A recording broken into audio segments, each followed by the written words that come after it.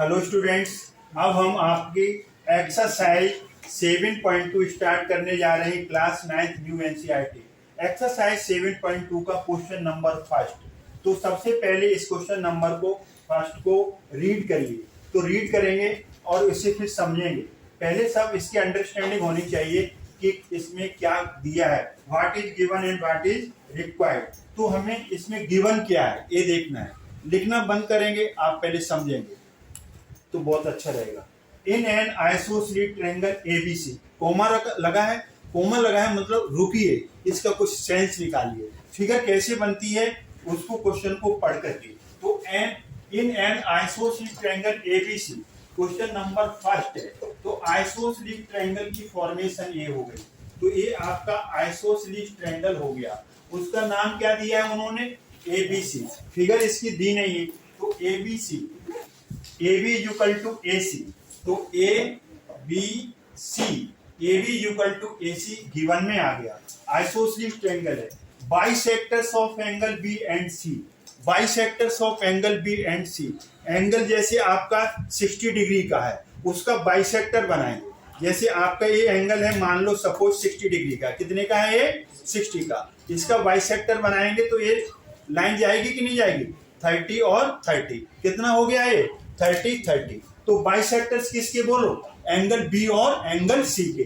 Given है angle B और सी के बाइसेक्टर्स इंटरसेक्ट करते हैं ऊपर। जरा ध्यान से देखिए, यहाँ पर इसका बाइसेक्टर यूं जाएगा और इसका सी का बाइसेक्टर यूं जाएगा, यहाँ से एक दूसरे को इंटरसेक्ट करेंगे।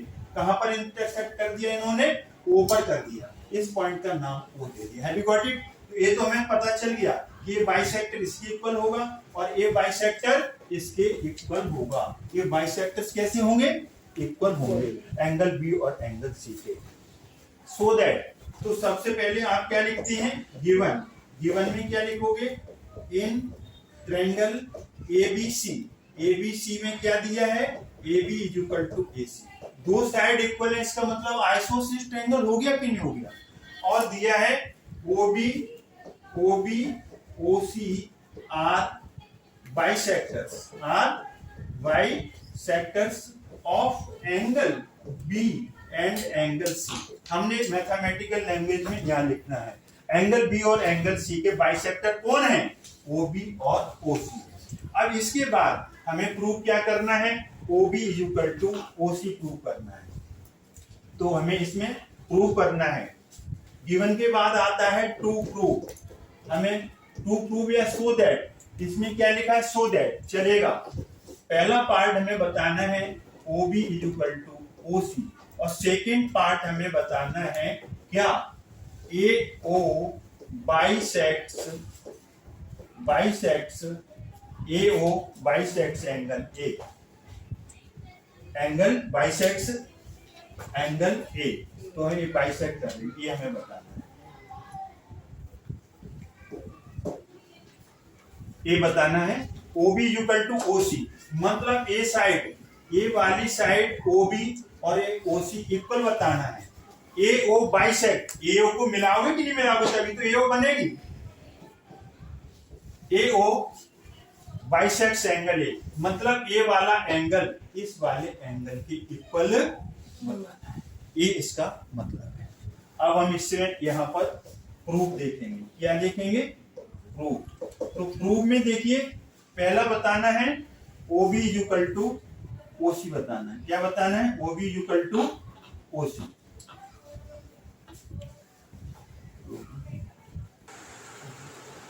अब हम देखेंगे, सबसे पहले आपको चीज दी हुई है, AB इक्वल टू AC दिया है, AB इक्वल टू AC दिया है। तो AB इक्वल टू AC, तो AB इक्वल टू AC दिया है, गिवन है। सेंस का साइन डाल देंगे, सेंस ये लिखेंगे यहाँ पर given. AB equal to AC है तो उनके अपोजिट एंगल्स इक्वल होंगे कि नहीं। जैसे हम थोड़ी देर के लिए यहाँ पर अपना समझने के लिए हमने मान लिया कि ये ABC है और AB इक्वल टू AC है, तो इनके अपोजिट एंगल्स, अभी हमने थ्योरम पढ़ी थी ना, तो यहाँ पर AB का अपोजिट एंगल आएगा C और AC का अपोजिट एंगल आएगा B। इसे क्या लिखेंगे, angles opposite to equal sides, reason क्या आएगा, angles opposite to equal sides are equal. अभी हमने थोड़ी देर पहले थ्योरम पढ़ी थी कि कोई भी आइसोसेलेस ट्रायंगल है तो उनके अपोजिट एंगल्स इक्वल आएंगे, वो हमने थ्योरम पढ़ी आपसे। अब यहाँ से थोड़ा से इसे आगे बढ़ाएंगे स्पेस की कमी होने के कारण। तो देखिए अब आप यहाँ से अगर एंगल सी और बी इक्वल हैं, जैसे 100 इज इक्वल टू 100, उनका हाफ करेंगे तब भी इक्वल आएगा कि नहीं आएगा, आएगा। तो हमने यहाँ पर क्या कर देना है आपका, यहाँ पर हमें एंगल सी और एंगल बी इसका हाफ कर देना है। एंगल सी का हाफ ये चीज और ये चीज इक्वल आएगी कि नहीं आएगी। इसको हमने स्मॉल एक्स ले लिया, इसको स्मॉल एक्स ले लिया, इसको बाई ले लिया, इसको स्मॉल, ये स्मॉल एक्स है तो ऊपर का स्मॉल एक्स होगा, अगर ये 30 है तो ऊपर का 30 होगा, ये 60 है तो ये भी ऊपर का 60 होगा कि नहीं होगा। अब हमने यहाँ पर सी का हाफ क्या लिख सकते हैं, स्मॉल एक्स एंगल, और सॉरी हाँ, और बी का, सॉरी यहाँ पर ये गलत हो गया, क्या गलती हो रही है, यहाँ पर सी का हाफ y आएगा और b का हाफ x आएगा। अब किस ट्रायंगल की बात हो रही है, ये ना ट्रायंगल BOC, ये ना ट्रायंगल BOC में। अब देखिए ध्यान से देखिए, अब आप y का अपोजिट साइड क्या होगा, एंगल y का अपोजिट साइड OB होगी कि नहीं, एंगल बाई लोगे, एंगल बाई ये लोगे तो इसकी अपोजिट साइड क्या होगी, OB, और x लेंगे इतना ए पार्ट तो इसकी अपोजिट साइड OC। यहाँ पर लिखेंगे sides opposite to equal angle, sides opposite to equal angles are equal. ये दो थ्योरम हमने पढ़ रखी है, वही यूज हो रही है। ये यहाँ पर एंगल का काम कर रहा है, ये भी एंगल का काम कर रहा है। अगर एंगल इक्वल हैं तो उनकी opposite sides equal, OB equal to OC, यही तो फर्स्ट पार्ट में प्रूव करना था, OB equal to OC first part prove. तो यहाँ पर आप लिखेंगे फर्स्ट पार्ट प्रूव, ये फर्स्ट पार्ट प्रूव हो गया। अब हम सेकंड की तरफ मूव करेंगे। सेकंड में देखिए, सेकंड में क्या करना है,